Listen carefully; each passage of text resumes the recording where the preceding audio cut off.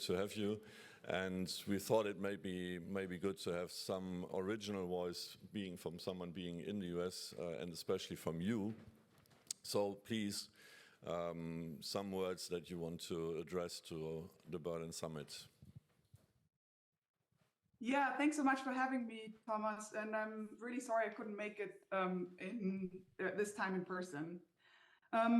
Thomas asked me to elaborate a little bit on my interventions on anti-fascist economic policy, and I just saw in the program that this has been listed under the nice heading of a message from America, which is rather befitting, I guess. So maybe a quick few words on the context of how I use this term and how it kind of took on a life of its own to some degree in the debate, actually, especially in Germany. So on the night of the re-election of Donald Trump, it was very late. I was actually expecting for Donald Trump to be re-elected, not least because of all the mistakes that the Democrats had made around inflation in the campaign and before. But nevertheless, like everybody else, I was very depressed. And out of this sentiment, I made this tweet saying, could we finally have a serious conversation about anti-fascist economic policy?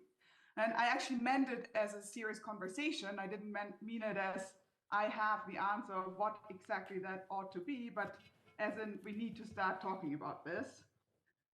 It had an enormous resonance, like in almost every interview that I've given since. Journalists asked me about it. I've been asked to comment on it in various contexts. Even conferences and workshops have already been held on this theme. And I'm actually currently working on a book, so I'm actually just developing these ideas. So I feel like I'm catching up with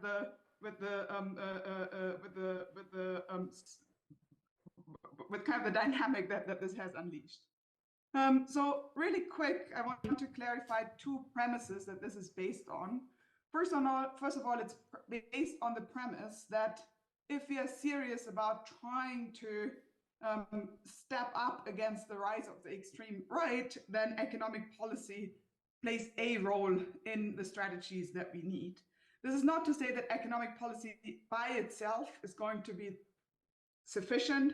It's not saying that economic policy is the only realm that we have to worry about, but there's a robust literature on the connection between austerity, between economic insecurity, between economic drivers of the rise of extreme right parties. And I think we ought to take this seriously.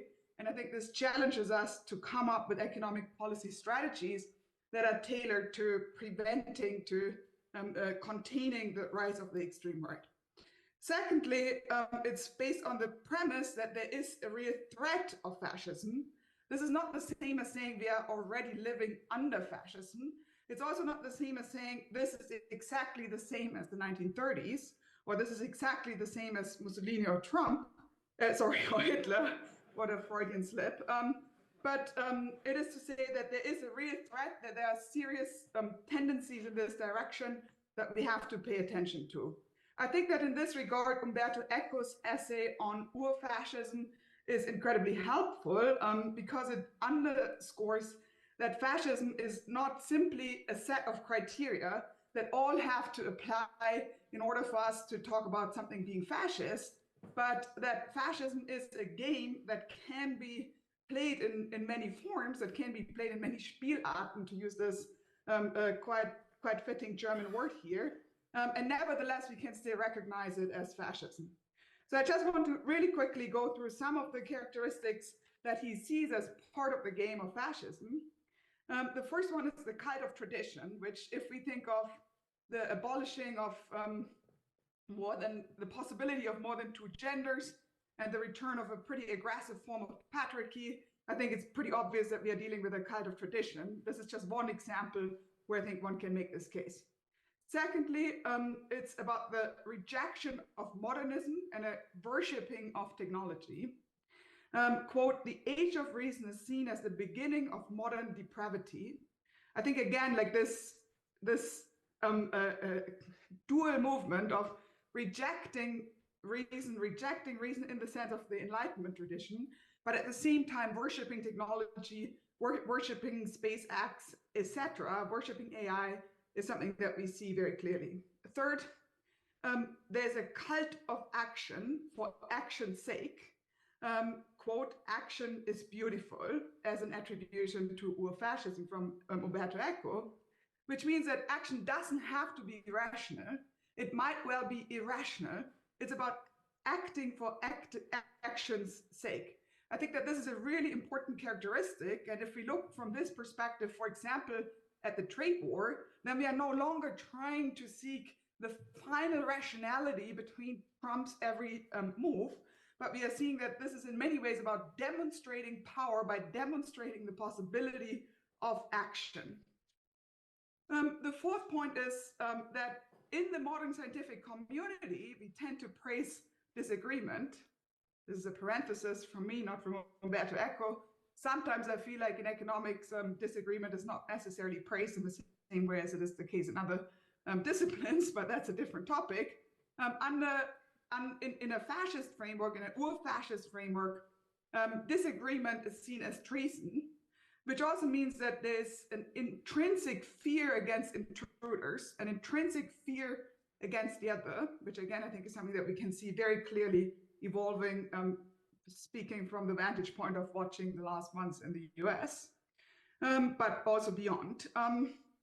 As a next point, there is the idea that fascism derives from individual or social frustration, and that in response to this frustration, there's an appeal to the to the most common privilege, the one to be born in the same country. So the frustration is being responded to with nationalism and the loss of a clear social identity, otherwise it can be lived and embraced, is replaced with this appeal to a certain superiority of a certain race and group. I have 3 more to go. I'm sorry this is taking a minute, but I feel like in the German discussion, it's really important to have this conceptual clarification, so please bear with me. As a next point, he cites, there is no struggle for life, but life is lived for struggle, which again, I think is an important point because it's not about actually achieving good outcomes for the society as a whole, achieving something that secures life even for the in-group of the people, but it's about creating a sense of permanent warfare, which I think in the current context can be translated into creating a sense of permanent chaos, creating a sense of permanent chaos that presents a pretext for emergency decrees, that presents a pretext for the extreme measures that then are being taken. As a next point, Umberto Eco is seeing selective populism as a key characteristic, where it's not about appealing to the people as citizens, as people with democratic rights and a right to participate, but as a mass that can be manipulated with all means available. If we think of social media, deep fakes, and so on, I think this rings again pretty contemporary. Finally, he's saying Ur-Fascism speaks newspeak, which is a form of impoverished vocabulary that uses elementary syntax in order to rule out the possibility of nuanced discussion, to rule out the possibility of nuanced disagreement. So these are some of the points that I think, when we take them seriously, lead us to the conclusion that we are dealing with fascist tendencies, that we are dealing with a real threat of fascism at this moment. Now, then the question, of course, becomes, what could an anti-fascist economics be? And isn't this some sort of esoteric idea of a heterodox economist sitting in the woods in Western Massachusetts? Well, I would say that actually, if we go back to the 1940s and we go back to the debates over the post-war economic order, which in many ways is still the order that we have inherited, of course, with all the changes that occurred in the neoliberal era, then we will see that actually at this point, the question of how economic policy could prevent the return of fascism was an absolutely central question and was debated by basically all schools of thought. For the purposes now, I just want to very quickly point out that Hayek's Road to Serfdom, published in 1944, Polanyi's Great Transformation, published in 1944, I think are both tracts that can be read as polar opposites, but both tracks that try to provide an answer to the question of what an anti-fascist economic policy could look like. I think that in the past decades, we have more or less, and this is of course a simplification, but more or less pursued an economic policy that, broadly speaking, is inspired by Hayek's outlook. And I think that we have arrived at a point where the crisis, the overlapping crises that we face, the poly-crisis that we face, is so deep that the status quo is no longer tenable, so that people around the world are voting for anything but the status quo. Which I think means that at this point, we need, in order to win back the future, which I understand is the overall theme of this conference today, in order to win back the future, we need to come up with a different kind of vision for a better future. And I think that Polanyi's conclusions in the chapters where he is dealing with the question of how to avert the return of fascism are a good starting point to try to sketch broad stroke ideas around what this future could look like. So very broadly speaking, I think there are 4 points. The first one is that there's a sharp contradiction between the power of between corporate power, monopoly power, and the power of a small number of oligarchs, a small number of incredibly absurdly rich people in the economy, and the idea of democracy, the idea of one person, one right,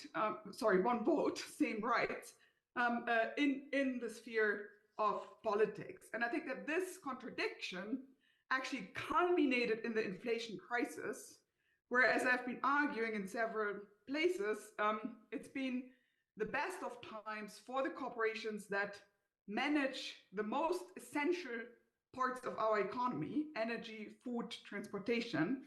And it's been the worst of times for the majority of people on this planet. Just to give you one statistics, 15 years of eradication of hunger globally were reversed in the span of just 2 years.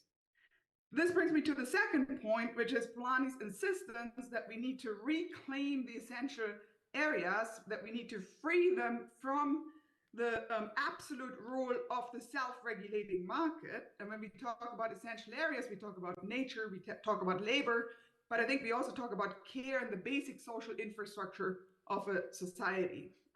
This means not just making these areas affordable, these basics affordable, but also finding a way of organizing them so that the very basis of human existence on this planet can be ensured. And just as an aside, the idea of relying on a CO2 price alone in pursuit of the nature part of this mission would basically be the attempt of insisting that the self-regulating market is the one and only mechanism that we can rely on. So clearly this will not do the trick. Number 3, Polanyi is suggesting a job guarantee. He's insisting that we need some form of functional finance, but he's actually not Eurocentric in that or US-centric, but he's saying that this also means that we need to break free from the gold standard at his time. We need to break free from, I guess, a universal dollar standard at our time.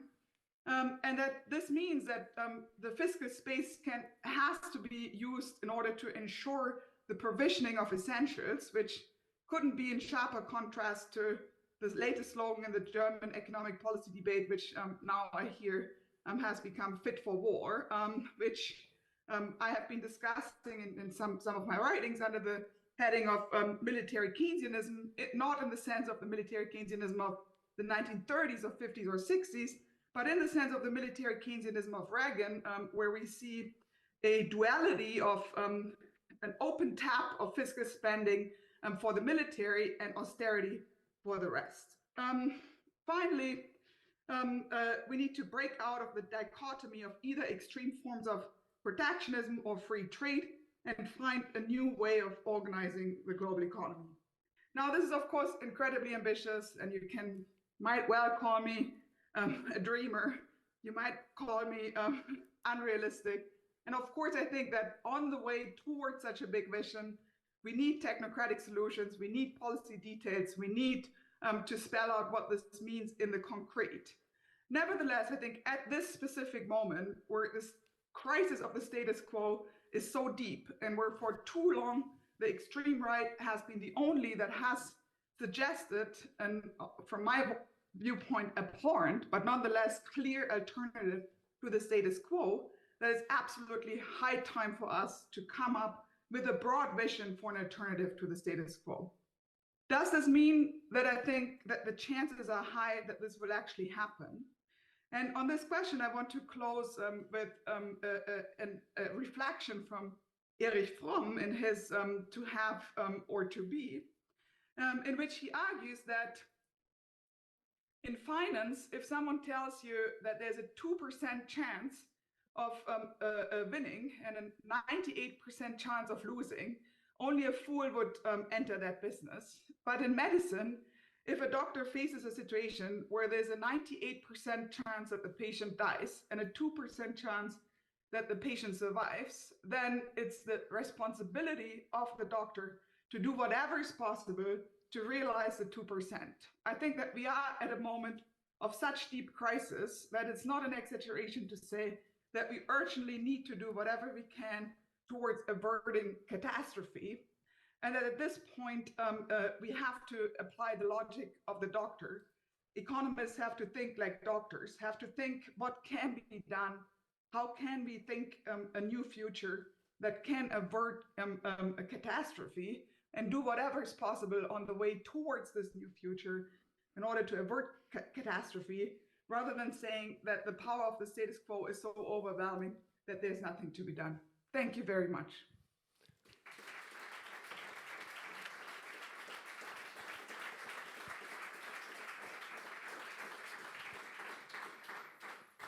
Thank you, Isabella. I think you don't have to be afraid of not being unrealistic. You've proven not to be sometimes in the last couple of years, despite of people saying that you're unrealistic or whatever at the beginning. So I'm very confident. I'm very on your side. That's the sense of what we are doing. That's looking beyond and using the opportunity now to think broader and to imagine what could come afterwards. So it's perfectly admitted and welcome. It's not good, I think. We should not just look into the daily horror. I mean, that will not drive us very far away, even if it's very important to limit the damages in the short run. Is there any question directly to Isabella across the Atlantic? Yes, please.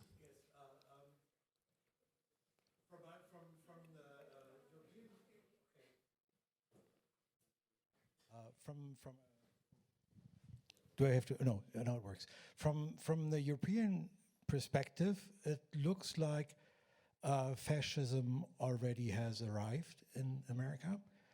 So a senator gets forcibly removed from a press conference where he's just doing his job, gets thrown to the ground and detained and stuff like that. Like people get removed from the street without any warrant or anything and brought to profit prisons where they then work basically as modern slaves. All that points toward, it's not the question if industrial policy could prevent fascism from arriving, since it already has.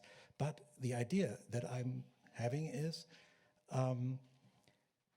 industrial policy with industries that are working globally is not just a thing of regulation within a country framework, but it is from scratch basically an idea that works between or has an effect between countries. Like in Germany, we have this Lieferkettengesetzgebung, which is highly criticized from many people, but it kind of points out that there is a regulation that is cross-country. And I think in that respect, maybe industrial policy might be a tool to change something in the way how fascism could spread its roots. Okay, there's one other, but very short. I mean, Isabella, I don't know how much time you have, and we have the next program. So very quick, thank you. I will try my best. Hi, you cannot see me, but I actually met you a couple years back in Oxford. Anyway, different question. I just want to say I was really inspired by your talk about economic policy should be a big component of fighting fascism.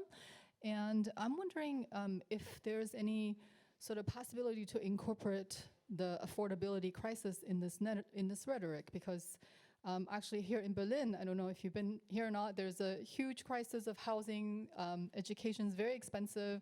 I don't know if fascism is that far away. I feel like if things continue to deteriorate and there isn't a proper response from the left, it makes a fertile ground for this kind of fascist uprising. But I feel like really important things that are close to the common people, like housing, education, you don't hear it so much in a lot of corners. I would say even including today, there are a lot of stuff about industrial policy, a lot of stuff about physical policy, but for the average person, it's a bit removed, right? But the things that are important to them are also complex issues. They warrant deep political discussion. And I'm wondering if there's any, if you think that we could incorporate that and use that as a way to fight fascism and bring economics down to the way that it speaks to the common people so that they feel like they are respected, because we're asking them to vote for us to do the climate, get on board with climate change, get on board with the new order. But are we really showing them any respect? Are we showing them that we actually care for them when we are not even talking so much about the daily struggles they have? Thank you. Isabella, quick reaction on that. Yeah, thank you for these excellent questions. I mean, clearly I rushed very badly. I was told I had 5 minutes. I think I went for 13. So I got very stressed. So let me quickly clarify. The affordability crisis for me is absolutely central. And in fact, I've been writing about the affordability crisis for a while. And even when I did this infamous intervention on price controls, on the back of my mind was the affordability crisis and was the danger of losing to the extreme right, losing to fascist forces if we don't address the affordability crisis. So I couldn't agree more. Maybe as a little advertisement, I see that Adam spoke this morning and has a meet and greet later, and I think some of my colleagues from Surplus Magazine are also there. We just started this magazine, Surplus, in German, where actually Maxine Foyer and me just published recently an article on precisely the housing crisis and how ambitious affordability strategy for housing is a centerpiece of an anti-fascist economic policy. I also agree with the sentiment that, and this then also speaks to the question of the first gentleman, that industrial policy by itself is not enough. Of course, I'm in favor of industrial policy. I've been in favor of industrial policy before it became fashionable.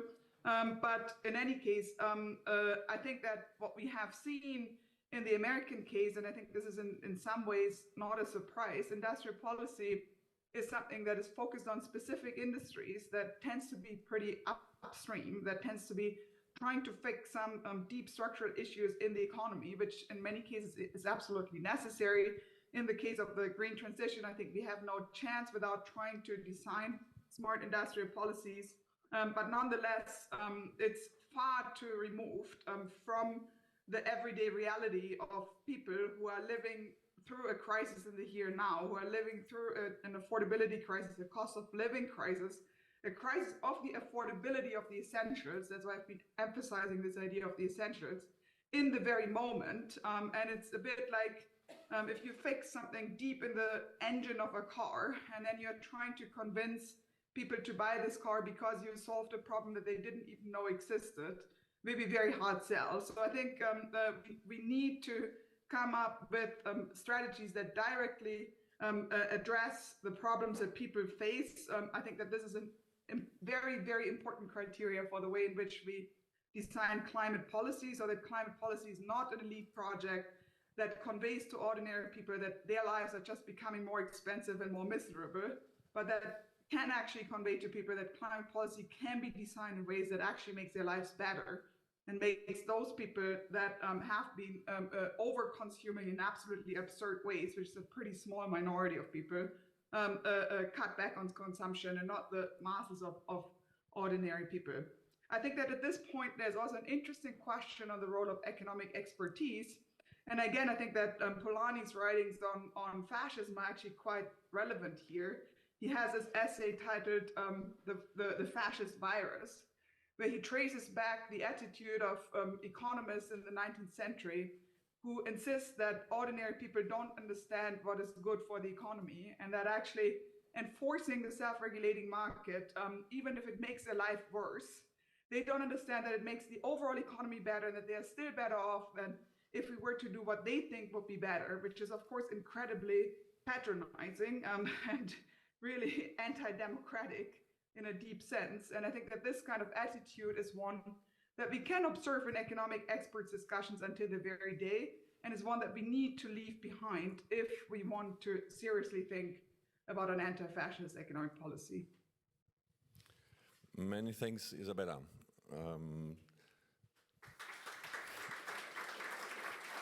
Thank you. Thank you so much for having me. Sorry I couldn't join you first.